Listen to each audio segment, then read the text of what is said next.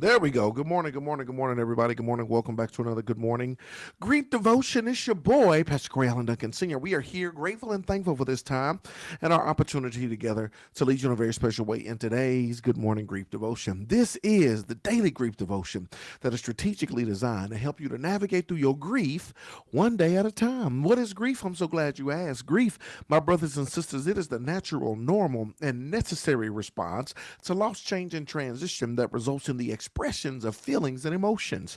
That grief is what you feel on the inside. Mourning is how you reveal it on the outside. Therefore, we don't suppress it, but we express it. We don't ignore it, but we explore it. We don't conceal it, but we reveal it. We don't lock it up, we let it out. That's why we shout good morning, because morning is a good thing. And I'm glad that you're here with us on today as we lead you in a very special way in today's Good Morning Grief Devotion. Today is day 21. Let's have a little fun. We're going to talk about rest as resistance.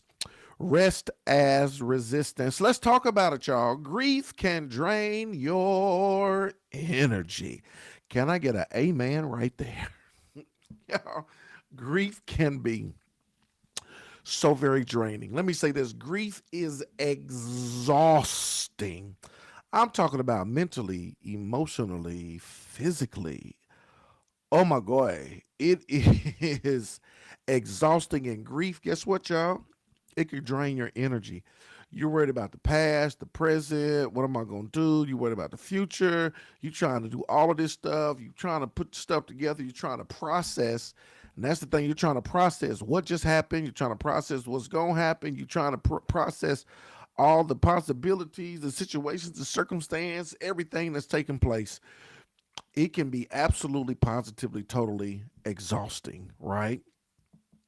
Then, depending on the nature of the situation, you're playing it back in your head 1,000 different times. What did I do? What should I did? What could I have done? What happened? Who did this? What the events leading up to that?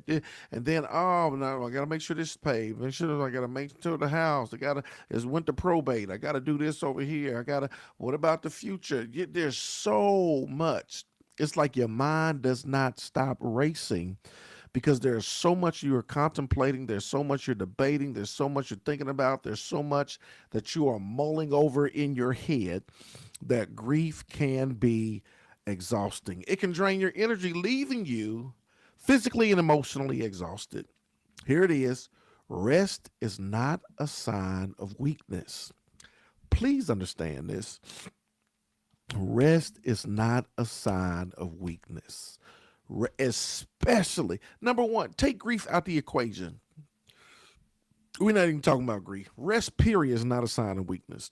We live in this society that says grind and go hard and all gas and no brakes and I'll sleep when I'm dead. We live in this society, right, that rewards speed. Everything is speed. Everything is go, go, go. Everything is busy. Everything is grind, right? Everything. And even outside of that, right? We got closed out the year strong. I heard somebody say, "Now I'm gonna close out the year soft. I'm not gonna close out the year. Oh, it's the fourth. The year's about to come. I gotta close out the year strong." Somebody posted, "Nah, normalize closing out the year soft." I'm like, "Ooh, that's good. I love that, right?" And so we always, the society is go, is grind, is this, that, and the other. So grief aside, just period. Rest is not a sign of weakness. We build it into the culture of our church. Selah Sunday, an intentional time of rest, an intentional, and so if it's not a sign of weakness in general, I want you to understand definitely when it comes to grief that rest is not a sign of weakness. Because not only do you have the pressures and the problems and everything else of life that you got to contend with, but now you're dealing with the biggest loss that you've ever faced, right? And so, because it can be draining, because it can be emotionally exhausting, you got to know and understand that rest is not a sign of weakness. It's an act of resistance against the relentless demands of life. I love it. We gonna resist. We gonna resist against the relentless demands of life. Life has its demands. We gonna resist against it because rest is it's not weakness, but it is an act of resistance against all of these demands of life. Allow yourself time to recharge without guilt or pleasure. Listen to me, beloved. Allow yourself the time to recharge without guilt, without pressure. Allow yourself the time to recharge without guilt or without pressure. There's so much that you are enduring, that you have endured, that you've gone through.